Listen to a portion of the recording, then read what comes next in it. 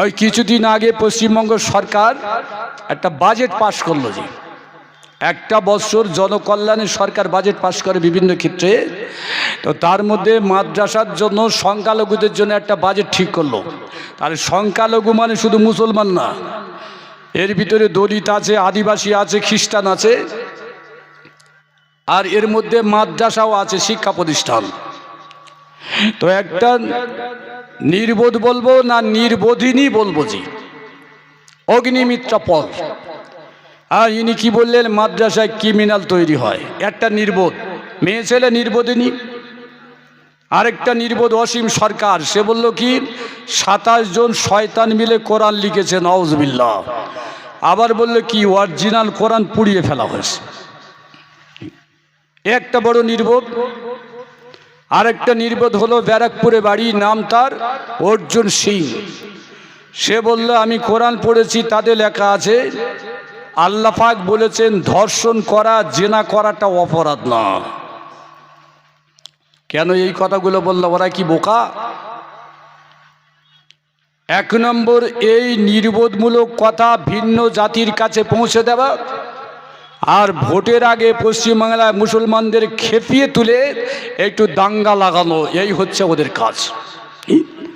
তো আমি যতটুকু পড়েছি খুব বেশি আপনাদের কষ্ট দেব না, আমার পরবর্তী মাওলানা ভাই তিনি আসবেন।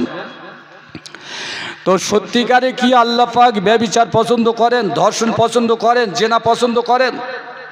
না, নাউজুবিল্লাহ। আল্লাহর শানে এই বিয়াদবিমূলক কথা বলা বড় অপরাধ।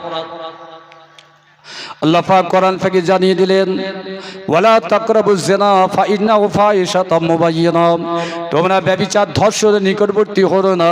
এই ব্যভিচার করা, ধর্ষণ করা, জিনা করা হলো জঘন্যতম অপরাধ।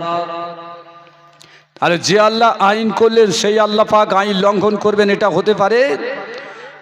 তো বিধর্মীরা ঠিক মতো পড়ে না, উচ্ছৃঙ্খল তৈরি করার জন্য, মানুষের কাছে মুসলমানদের একটা বদনাম করার জন্য, যে যাদের ধর্মগ্রন্থ এত নিচু লেখা থাকে তারা আবার সমাজে আদর্শবান হতে পারে কি করে? তাহলে যে সরকার জেনা ব্যভিচার বজায় রাখার জন্য হাজার হাজার আপনার বেশ্যাখানা লাইসেন্স দিয়েছে, সেই রাজ্যে সেই রাষ্ট্রে ধর্ষণ কমবে, জেনা কমবে অসম্ভব। ইট ভাটায় ঘটবে, স্কুলে ঘটবে, আপনার ওই কলেজে ঘটবে, হসপিটাল ঘটবে, কারখানায় ঘটবে, এমনকি কোর্টের মধ্যেও ঘটেছে, এর বহু প্রমাণ আছে। তাহলে লক্ষ লক্ষ যদি রেজিস্টার থাকে জেনার জন্য, তাহলে এমন অনেক জেনা আছে যাদের লাইসেন্স নেই, তারাও সমাজে বেঁচে আছে। জি, কিন্তু আল্লাহ পাক কোরআন পাকে এই কথা বলেননি। আমি দুটো তথ্য আপনাদের কাছে দেব। আযানিয়াতু ওয়াযানি ফাজলিদু কুল্লা ওয়াহিদু মিনহুমা মিআতা জালদা, বেটা ছেলে মেয়ে ছেলে যদি জেনা করে ফেলে তাহলে 100 ঘা বেত্রাঘাত করতে হবে। বিবাহিত হলে বুক পর্যন্ত পুঁতে তার উপরে ছড়ি অথবা পাথর নিক্ষেপ করতে হবে। এটাকে রজম বলা হয়, আরবিতে বলা হচ্ছে রজম। আর অবিবাহিত হলে তার শরীরের উপরে আবরণ করে তার উপরে 100টা পাথর মারতে হবে বা ছুরি মারতে হবে। কি আল্লাহ পাক যদি ধর্ষণ পছন্দ করেন তো এত কঠিন বিধান কেন?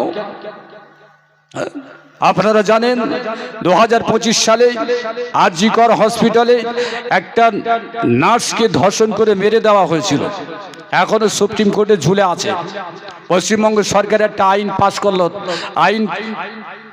পাশ করলো রাজ্যসভায়, তার নাম হলো কি অপরাজিতা আইন। তাহলে আইন করলে হবে না, রাষ্ট্রপতির স্বাক্ষর থাকবে। পার্লামেন্টে যদি এমপিরা আইন পাশ করে সেখানে রাষ্ট্রপতির স্বাক্ষর, আর রাজ্যে হলে সেখানে রাজ্যপালের স্বাক্ষর। কিন্তু রাজ্যপালের কাছে পাঠানো হলো, এখনো পর্যন্ত তাতে সই করা হয়নি, অর্থাৎ আইন পাশ হয়নি। কেন? হিসাব করে দেখেছি সমাজে বেশি এখনকার সময় ধর্ষণ করে মেরে দেওয়া হচ্ছে, সেটা হলো মুসলমানদের। করছে কারা? ভিন্ন জাতি। এই আইন চালু করলে ক্ষতি ওই জাতির হবে, এর জন্য ধামাচাপা পড়ে আছে।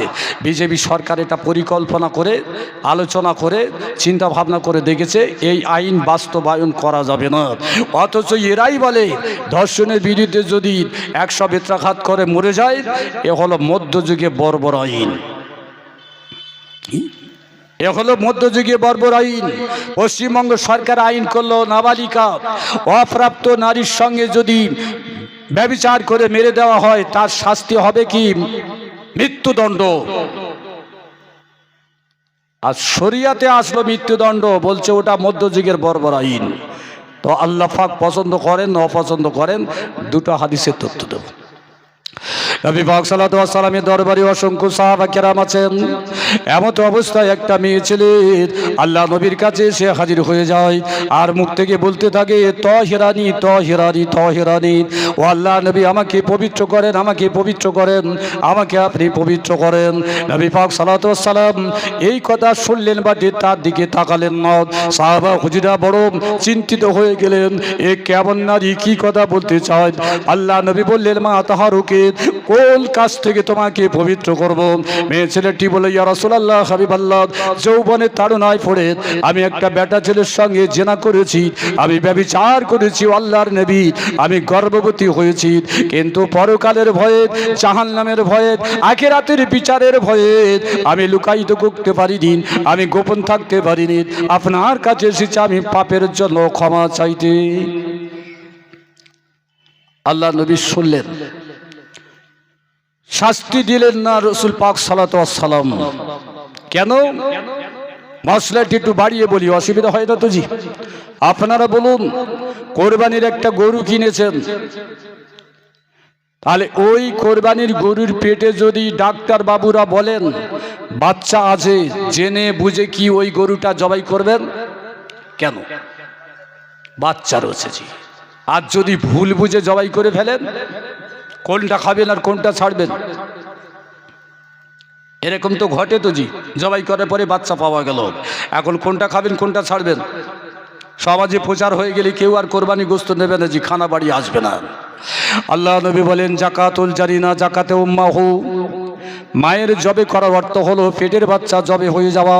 ইমাম শাফি, ইমাম মালিক, ইমাম আহমদ বিন হাম্বল বললেন গরু জবাই করার পরে তার পেটে যদি বাচ্চা থাকে, ওই বাচ্চা যদি মরে যায় বাচ্চা খাওয়া যাবে। ইমাম মালিক বললেন বাচ্চার গায়ে পশম থাকলে ভালো হয়।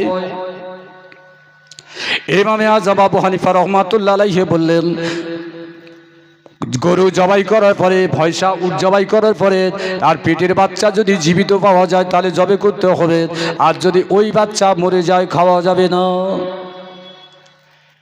তাহলে তিনটে ইমাম বললেন খাওয়া যাবে, আমাদের ইমাম বললেন খাওয়া যাবে না। তাহলে চালাক কে আর বোকা কে? কেন আবু হানিফাকে আজম বলা হয় আর এই লোকেরা ইমামে আজমকে কাফের বলছে, মুশরিক বলছে, জাহান্নামী পর্যন্ত বলছে? হানাফিরা সব জাহান্নামে যাবে, তাকলিদে শখস অর্থাৎ আবু হানিফার অনুসরণ করে ইবাদত করে।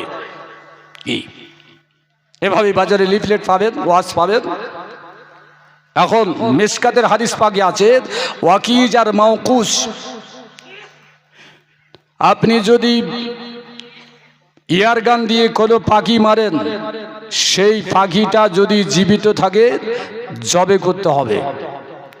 গায়রা সেন্না বা জাফুরা, নখ দিয়ে নলি কাটতে পারবেন না, দাঁত দিয়ে নলি কাটতে পারবেন না, নিষেধ আছে জি। তাহলে জ্যান্ত থাকলে জবে করতে হবে। আর যদি মরে যায় পাখি, ইয়ারগান দিয়ে মারেন, মরে গেলে খাওয়া যাবে না। কিন্তু তীর দিয়ে যদি আপনি মারেন, বিসমিল্লাহ বলে মারলে ওই পাখিটা আঘাতপ্রাপ্ত হয়ে যদি মারা যায় তার গোশত খাওয়া যাবে। আর জ্যান্ত থাকলে জবে করতে হবে। এখন একটা পায়রা কি ঘুঘু পাখিকে তীর দিয়ে মারলেন বা বককে মারলেন, বাঁশ গাছের ভিতরে লুকিয়ে গেল, আজকে সন্ধ্যা পর্যন্ত খুঁজে পেলেন না, রাতে মারা গিয়ে সকালবেলা বাঁশ ঝাড়ের মধ্যে পড়েছিল, কড়িয়ে আনলেন, খাওয়া যাবে না ফেলে দেবেন? বন্দুক দিয়ে মারলে মরে গেলে খাওয়া যাবে না, তীর দিয়ে মারলে জ্যান্ত থাকলে জবে করতে হবে, মরে গেলে খাওয়া যাবে। তাহলে বাঁশ গাছের ভিতরে লুকিয়েছিল, সকালবেলা মৃত অবস্থায় পেলে খাওয়া যাবে। কিন্তু আপনি একটা বককে মারলেন তীর দিয়ে, মারার পরে বকটা উড়ে গেল, পুকুরের মাঝখানে ভাড়া ছিল, বাঁশের ভাড়া, তাতে বসার সঙ্গে সঙ্গে তার লম্বা গলাটা পানির মধ্যে ডুবে গেল, ওই বকটা মারা গেল, খাওয়া যাবে? তীর দিয়ে মারলেন, ডাঙায় পড়ে যদি মরে যায় খাওয়া যাবে। পানিতে গিয়ে ঘাটে হোক, বাঁশে হোক, ভাড়ায় হোক, মাচায় হোক, বসার সাথে সাথে তার লম্বা গলাটা যদি পানির মধ্যে ডুবে যায়, মরে গেল, খাওয়া যাবে? হয়। আমার আগে ওই হুজুর বলছিলেন গরুর গোস্ত খেলে ক্ষতি হয়, যেটা আল্লাহ হালাল করেছেন সেটা কোনোদিন ক্ষতি হয় না। 500 জায়গায় যদি 3 কিলো খান, পায়খানা হবে না জি? আরে গরুর গোস্ত 500 জায়গায় 3 কিলো খেলে পায়খানা হবে, আপনি বলবেন গরুর গোস্ত খারাপ? মৌলী সাহেবদের এক সাইড অভাব আছে জি, কিছু পড়ার পরে সেগুলো তাহাকিক করতে হয়, শুধু সুর মেরে চলে গেলে সেটা হয় না জি। হ্যাঁ, আল্লাহ মাখলুকাতের জন্য যত জীব জন্তু সৃষ্টি করেছেন সব মানুষের উপকারের জন্য, বলুন সুবহানাল্লাহ। লোভের বশবর্তী হয়ে যদি আপনি বেশি খেয়ে ফেলেন, কি সকালবেলায় আপনার এই একটা প্যাকেট দিল জলসা কমিটি বিরিয়ানি, আপনি লোভের বসে 4টে নিয়ে বাড়ি গিয়ে বোধ দিলেন না, বাচ্চার দিলেন, একলা খেলেন। কেন? বলছে আমি জলসা রাত জেগে এনেছি, আমি খাবো, তোদের দেবো না। বৈকালবেলা যদি পায়খানা হয়, এই কমিটির দোষ হবে? হ্যাঁ, তোরা তাবারুক রান্না করেছিলি, খেয়ে পায়খানা হয়েছে, তাহলে আমার ডাক্তার খরচা দে কি? তাহলে প্রত্যেকটার একটা সীমা আছে জি। কচি ছাগল খেলে তার উপকার আছে, গরুর গোস্ত খেলে উপকার আছে, আবার বড় ছাগল খেলে উপকার আছে কি? প্রত্যেকটার একটা স্তর আছে, কিন্তু একটার জন্য আরেকটাকে খারাপ বলতে পারবে না যদি সেটা হালাল হয়। কি একটু বুঝে কথা বলা দরকার আছে জি। আল্লাহ হেফাজত করেন। আমি কারোর ভুল ধরার জন্য বলছি না, আমার এলেমে এটা ভুল বলে গণ্য হয়েছে, তাই আমি সতর্ক করার জন্য বললাম। তাহলে ওই পাখিটা পানিতে গলা বুড়িয়ে দেওয়ার জন্য ও মারা গেল শ্বাসবদ্ধ হয়ে, সেই জন্য ওইটা খাওয়া যাবে না। ডাঙায় পড়লে স্বাভাবিক মৃত্যু, পানিতে বসে গলা ডুবিয়ে দিলে পানির কারণে মৃত্যু। তাহলে পানিতে যে প্রাণীটা ডাঙায় পড়ে মৃত্যুবরণ করলে খাওয়া যায় যাচ্ছে তীরের আঘাতে, সেই প্রাণীটা যদি পানি ডুবে মরে খাওয়া যাবে না। আবু হানিফা হুজুর বললেন, মায়ের জবাই করার সঙ্গে সঙ্গে বাচ্চার শ্বাসবদ্ধ হয়ে পেটের ভিতরে মারা যায়, সেই জন্য মরা প্রাণী খাওয়া যাবে না। হুররিমাত আলাইকুমুল মাইতাত, আল্লাহ মৃত প্রাণী হারাম করেছেন, বলি সুবহানাল্লাহ। এরই নাম হচ্ছে আকল, এরই নাম হচ্ছে আকাল, মানে জ্ঞান। আবু হানিফার আকলি আর নকলি দুটো জ্ঞান ছিল, সেই জন্য এনার এলেম আর হেলেম, এনার বুদ্ধি, তাৎক্ষণিক বুদ্ধি আর এলেমের কাছে কোনো আলেমরা পারেনি, সেই জন্য তিনি হচ্ছেন বড় ইমাম। আমরা তাকে অনুসরণ করি, গাছ জোরে নাজি। আবু হানিফা নিজস্ব মত না, যত মসলা হাদিস এবং কোরআন থেকে নির্ণয় করা, নির্বাচন করা আমরা খুঁজতে গেলে পারবো না, সেই জন্য তার নির্ণয় করা, নির্ধারণ করা মসলা আমরা অনুসরণ করি, ব্যক্তিকে না জি, শরিয়াতকে মেনে চলার জন্য জি। এবার কি বলছিলাম, আপনারা ভুলে গেছেন জি। নবী পাক সাল্লাল্লাহু আলাইহি ওয়াসাল্লাম ওই নারীটি জেনাকারী, ব্যভিচারকারী নারী, পাপ থেকে মুক্তির জন্য হাজির হয়। আল্লাহ নবী বললেন, তুমি বাড়িতে চলে যাও, তোমার বাচ্চা হলে আমার কাছে আসবে, তারপরে তোমার শাস্তি প্রয়োগ হবে, কেননা তুমি জেনা করেছো, শরীয়তের যে বিধান আছে তোমার উপরে প্রয়োগ করলে তুমিও মারা যাবে, তোমার পেটের বাচ্চাটাও মারা যাবে। এই হলেন আমাদের নবী, মানবতার নবী। তো মেয়ে ছেলেটি বাড়ি চলে গেল, বাচ্চা হলো, ছোট্ট বাচ্চা কোলে করে নিয়ে আসলো। মেয়ে ছেলেদের বাচ্চা হলে 40 দিন পর্যন্ত নাপাক থাকে, না পড়তে পারে নামাজ, না পড়তে পারে রোজা। কেন?